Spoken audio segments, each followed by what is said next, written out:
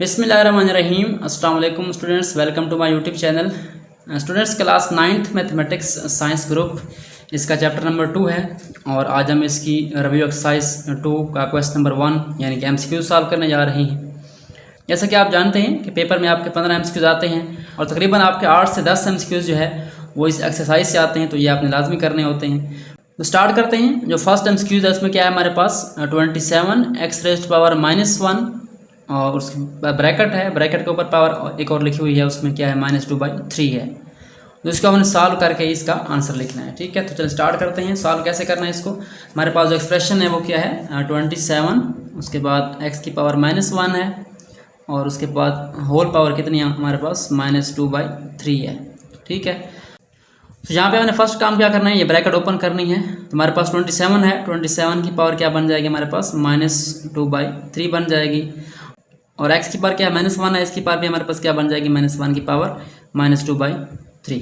ठीक हो गया।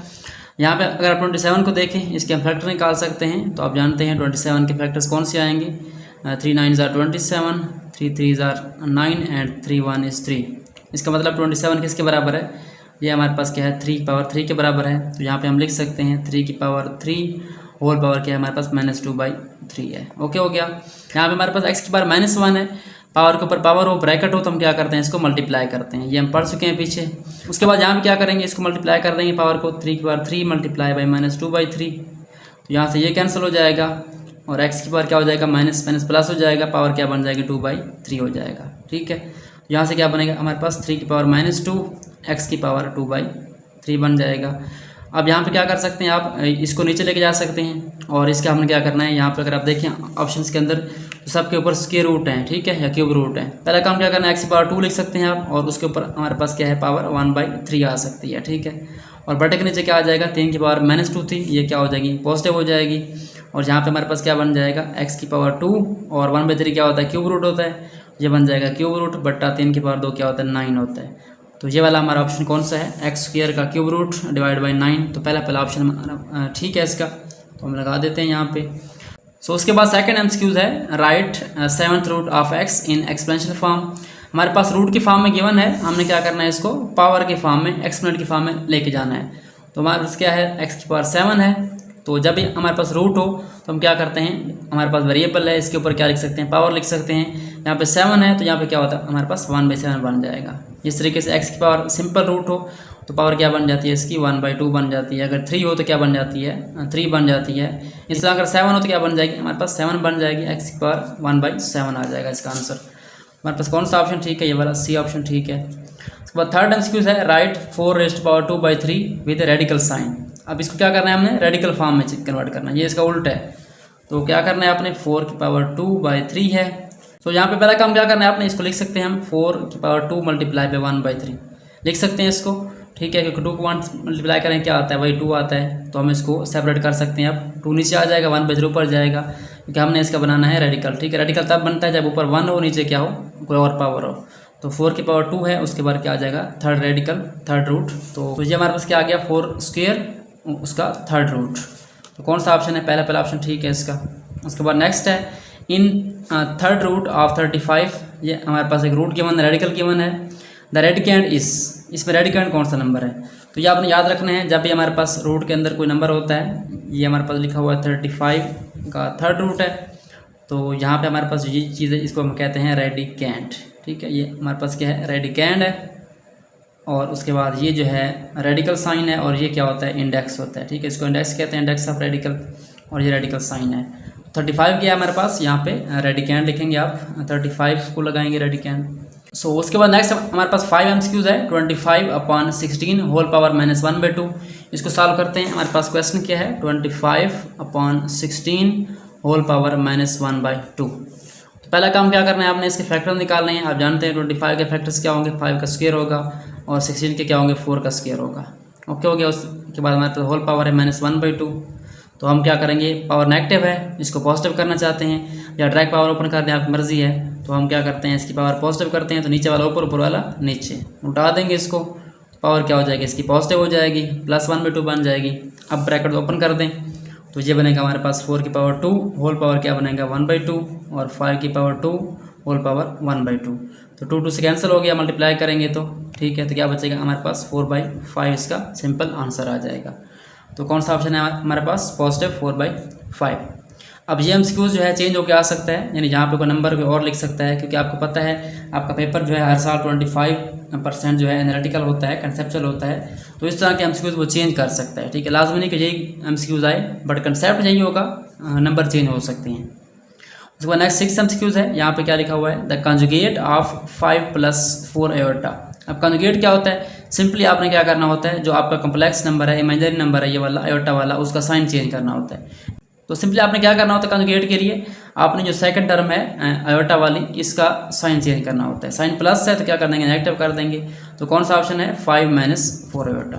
उसके बाद क्या लिखा हुआ है, द वैल्यू ऑफ आयोटा की पावर 9, 7th एमसीक्यूज है। पहले क्या करना है, आपने इसकी एक पावर अलग करनी है, आयोटा को मल्टीप्लाई कर सकते हैं आयोटा की पावर 8 से, तो अब हमारे पास क्या बन जाएगा आयोटा, और 8 को हम लिख सकते हैं आयोटा स्क्वायर की पावर 4। हमारे पास वैल्यू होती है वो किसकी होती है, स्क्वायर की होती है। यहाँ पे आप वैल्यू पुट कर देंगे आयोटा, और आयोटा स्क्वायर हमारे पास क्या होता है, -1 के बराबर होता है, पावर 4 आ जाएगी। उसके बाद क्या करेंगे, आयोटा वैसे आएगा ये वाला, और मल्टीप्लाई करेंगे -1 की पावर 4 से, तो ये क्या बन जाएगा, प्लस का 1। बेस नेगेटिव है, पावर क्या है, इवन है, तो इसको जब आप -1 को 4 दफ़ा मल्टीप्लाई करेंगे तो पॉजिटिव 1 आएगा। आयोटा को 1 से मल्टीप्लाई करें, सिंपल क्या आएगा, आयोटा। तो आंसर क्या आएगा हमारे पास, सिंपल आयोटा आ जाएगा। कौन सा ऑप्शन है, सी ऑप्शन है। उसके बाद नेक्स्ट हमारे पास क्या है, 8वां एमसीक्यूज है, एवरी रियल नंबर इज, जो हर रियल नंबर है, हर हकीकी अदद है, वो क्या होता है, positive integer, rational number, negative integer, एक कम्प्लेक्स नंबर। तो यहाँ पे ये जो आपके पास लिखे हुए हैं पॉजिटिव इंटीजर, रैशनल, नेगेटिव, ये तो हैं ही रियल, इसमें कोई शक नहीं है, लेकिन ये वाला ऑप्शन है आपका कम्प्लेक्स वाला, इसको आपने देखना है कि क्या हमारे पास एवरी रियल नंबर कम्प्लेक्स हो सकता है या नहीं हो सकता। तो हम हर रियल नंबर को, यानी कोई नंबर है हमारा फॉर एग्जाम्पल 4 है, इसको हम लिख सकते हैं कम्प्लेक्स की फॉर्म में। कैसे, कम्प्लेक्स क्या होता है, a + b आयोटा, इस फॉर्म में होता है। तो इसको हम लिख सकते हैं 4 = 4 + 0 आयोटा। यहाँ पे इमेजिनरी पार्ट क्या 0 है, तो ये फिर 4 बन जाएगा, तो हम रियल नंबर को कम्प्लेक्स की फॉर्म में लिख सकते हैं। तो हमारे पास कौन सा ऑप्शन आएगा, यहाँ पे कम्प्लेक्स नंबर आ जाएगा। उसके बाद नेक्स्ट 9, 10 एमसीक्यू, ये बहुत इंपॉर्टेंट है। इसमें स्टूडेंट्स क्या करते हैं, अक्सर याद करते हैं इसको, तो आपने इनको सॉल्व करके जो है परफॉर्म करना है। अगर आप डायरेक्ट याद करेंगे तो हो सकता है वो नंबर यहाँ पर चेंज कर दे। ठीक है, तो हमारे पास क्या लिखा हुआ है, 2ab × iota + iota square, 2ab × iota + iota square. तो क्या करेंगे आप, सिंपली आयोटा स्क्वायर की वैल्यू पुट कर दें, 2ab वैसे आएगा, आयोटा भी वैसे आएगा, तो ये क्या बन जाएगा, -1 बन जाएगा। अब ये बन जाएगा 2ab आयोटा, मल्टीप्लाई कर दें, 2ab आयोटा बन जाएगा, और इसको मल्टीप्लाई करेंगे प्लस माइनस 2ab बन जाएगा। हमारे पास आंसर 2ab आयोटा - 2ab आ जाएगा।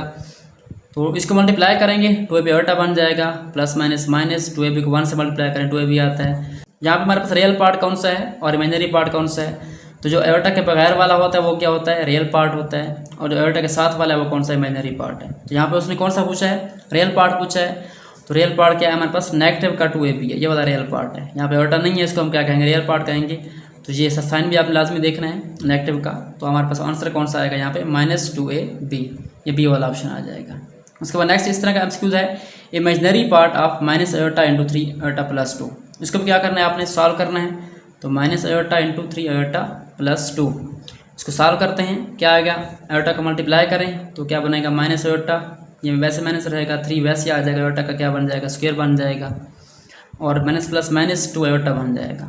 ठीक है, तो ये क्या बन जाएगा, -3 × आयोटा स्क्वायर, ये -1 होता है, और ये -2 आयोटा, ये बन जाएगा पॉजिटिव का 3 और -2 आयोटा। अब उसने पूछा था इमेजिनरी पार्ट वो कौन सा होता है, आयोटा के साथ वाला नंबर। ठीक है, ये कौन सा है, -2 है, तो यहाँ पे कौन सा लगाएंगे हम, ए पार्ट -2।